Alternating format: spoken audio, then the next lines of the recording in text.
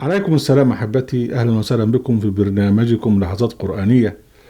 ونرحب بكم ونحن نبدأ 108 من هذه الحلقات. ونقدم الشكر للأستاذ محمد أحمد صبحي منصور والأستاذ أحمد فتحي على جهدهما في هذه الحلقات، ونشكر أيضا الذين يتبرعون لنا لكي نستمر في جهادنا السلمي. هذه الحلقة رقم 701 نكمل فيها في الحلقة القادمة موضوع الطهارة أو القذارة في التي جلبها التصوف في العصر المملوكي.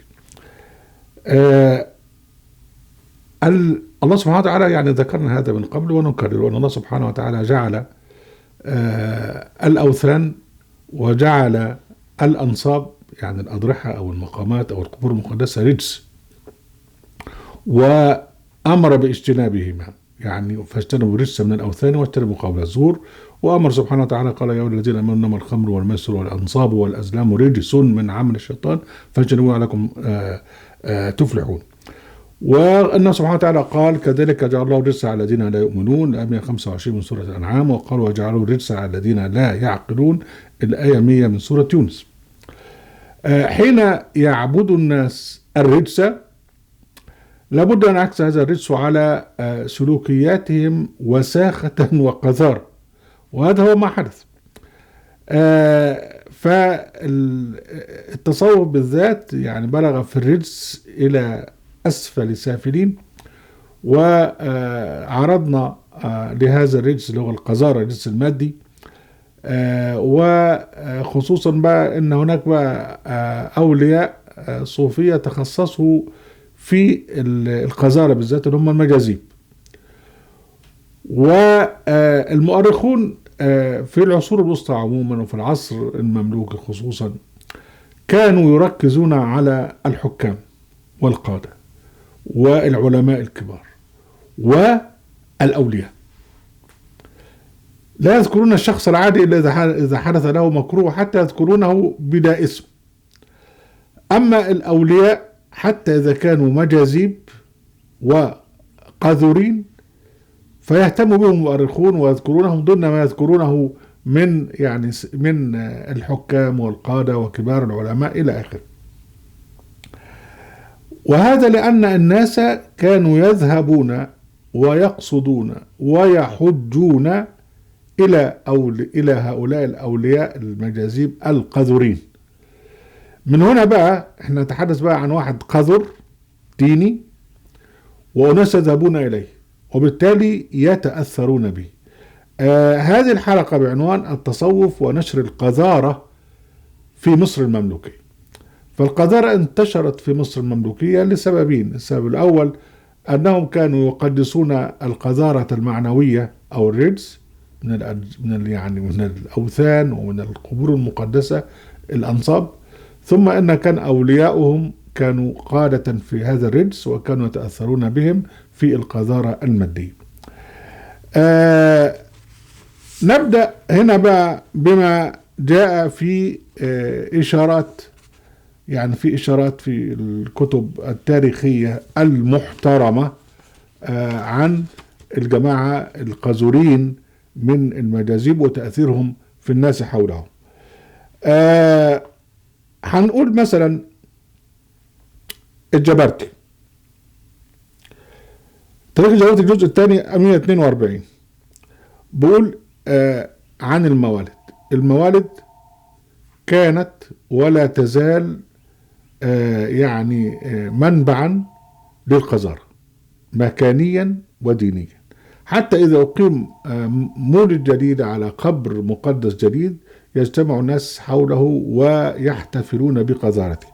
يقول الجبرتي في عجائب الآثار: أقيم ضريح لشيخ عبد الوهاب بن عبد السلام وصيروه مزارا عظيما يقصد للزيارة وتختلط به الرجال والنساء، ده الكلام عن الزنا. ثم أنهم ابتدعوا لهم مولدا وعيدا وكل سنة يدعون عليه الناس من البلاد القبلية والبحرية، فينصبون خياما كثيرة وحدادين وصاوين ومطابخ وقهاوي ويجتمع العالم الأكبر من اختلاط الناس وخواصهم وعوامهم وفلاح الأرياف وأرباب الملاهي والغوازي والبغايا والقرادين بتوع القرود والحواة، فيملؤون الصحراء والبستين فيطؤون القبور ويقودون عليها النار ويضعون عليها القاذورات ويبولون ويتغوطون ويزنون ويلطون ويلعبون ويرقصون ويضربون بالطبول والزمور ليلا ونهارا، ويستمر ذلك نحو 10 أيام أو أكثر. ويجتمع لذلك الفقهاء والعلماء وينصبون لهم خياما، ويقتدي بهم الأكابر من الأمراء والتجار والعامة من غير إنكار، بل ويعتقدون أن ذلك قربة وعبادة، ولو لم يكن كذلك لأنكره العلماء، فضلا عن كونهم يفعلونه، فالله يتولى هدايتنا جميعا. هذا ما ذكره الجبرتي. يعني هنا بقى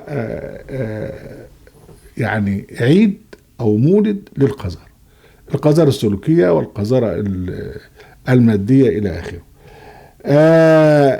بالتالي بقى هنخش بقى على المجاذيب، يعني باعتبارهم أعلام في هذا العصر والناس يذهبون إليهم، وده بدأ من بداية يعني القرن الثامن.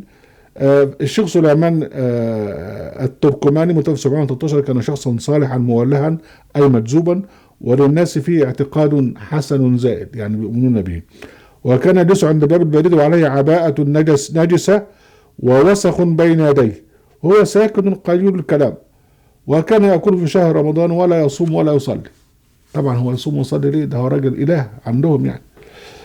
وابن كثير في البداية والنهاية يذكر قصة الشيخ إبراهيم المولى المتوفى 725 الذي كان يخالط القاذورات ويجمع الرجال والنساء عنده حولها، راجل عامل يعني معلم من معالم القاذورات، والناس تروح هناك عشان تزوره وتتبرك به وتتبرك بالقاذورات بتاعته. والشيخ عبد الله أيبك متوفى 729 كان لا يتقي النجاسات ولا يستر عورته. وفي القرن التاسع بقى اللي هو 800 وكذا انتشرت هذه الظاهرة وسمي المولى بالمجذوب، واتسع شرطة المجاذيب وسعى الناس لرؤيتهم. وعندنا مؤرخ كان أرستقراطي من أصل مملوك اللي هو أبو المحاسب بن تغري بردي، كان بقى بكل الأرستقراطية بتاعته يسعى لزيارة الشيخ المجذوب المغربي المتوفى 859، وذكروا في كتابه يعني في الكتاب بتاعه. وكان بقى يعني لأنه راجل بقى أرستقراطي كان يبقى بعيدا عنه خوفا مما حوله من النجاسات. وبين في القرن العاشر بقى اتسع بقى موضوع المجاذيب، واتسع الإقدام إليهم والحج إليهم. فالشيخ أبو الخير الكليباتي احنا عرضناه قبل كده متوفى 912 كان يجلس بالكلاب في جامع الأزهر، وكان يجلس بالقلاء في موضوعة جامع الحاكم من الأيام المتتابعة لا يرفع رأسه، يعني قاعد يبص في إيه لا مؤاخذة يعني في في الفضلات البشرية يعني ينظر إليها متأملا فيها. والشيخ العيدروس له كتاب في تاريخ القرن التاسع القرن العاشر قال عن الشيخ أبو الخير الكلاباتي يقول لك وقد تغوط في طبق وقدمه لأصحابه على أنه عسل النحل.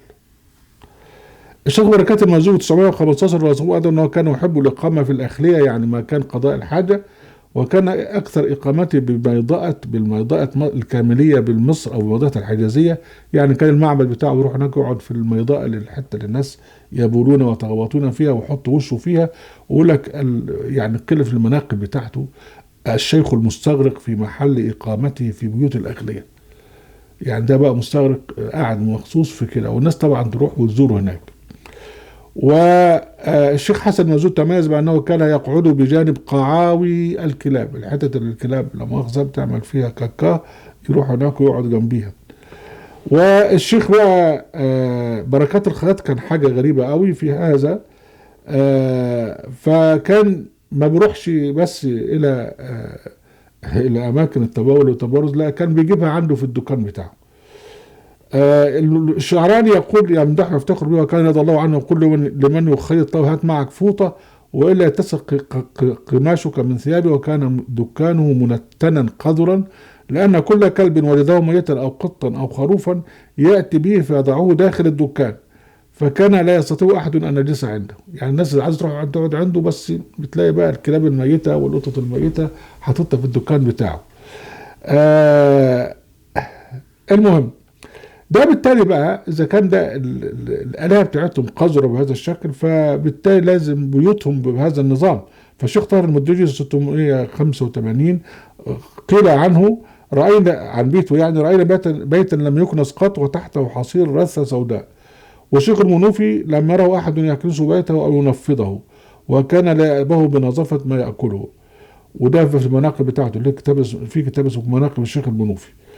وكانت الشوارع في أسوأ حالات القذارة، وحاولت السلطات دفع الناس لتنظيفها دون جدوى. في المحرم سنة 846 يذكر السخاوي أن السلطان جقمق أمر بإصلاح الطرق وتنظيفها وبيوتها. يقول السخاوي معلقا: فأساءوا التصرف في ذلك فإنه ألزم كل من له حانوت أو بيت بإصلاح ما أمامه، وأوجع كثيرا منهم بالضرب المؤلم وتهدد، فلم يفعل ذلك.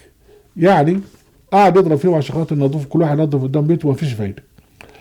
وقلنا فلازم من ذلك أن الطرقات كلها صارت موعرة لقطع بعضها بعض، وقاس الناس زمان إلى آخر الكلام. ويقول الصيرفي: إن ولي القاهرة أمر السوق أو الطرقات بكنس الشوارع وتنظيفها ورشاب الماء، وعاقب على ذلك فامتثلوا، ثم عاد الأمر لما كان عليه، لأن الخطأ طبعا في البشر وليس في الشارع. ولغايه دلوقتي، يعني لغايه دلوقتي في مصر يفاجئون بان الامطار بتنزل في الشتاء، فحين تنزل بقى الدنيا تبقى عك خالص ومحدش يقدر يروح ولا يجي، يعني زي ما يكون يعني يصحوا مره واحده لان الامطار يعني تنزل في الشتاء وما يعرفوش يكونوا مستعدين لها الى اخره. وحتى يعني حتى الان القاهرة بقى يعني عاصمة الزبالة الكبرى، لأن برضه هو لا يزال الاعتقاد في الرجس، سواء كان رجسا وهابيا أو رجسا صوفيا موجودا.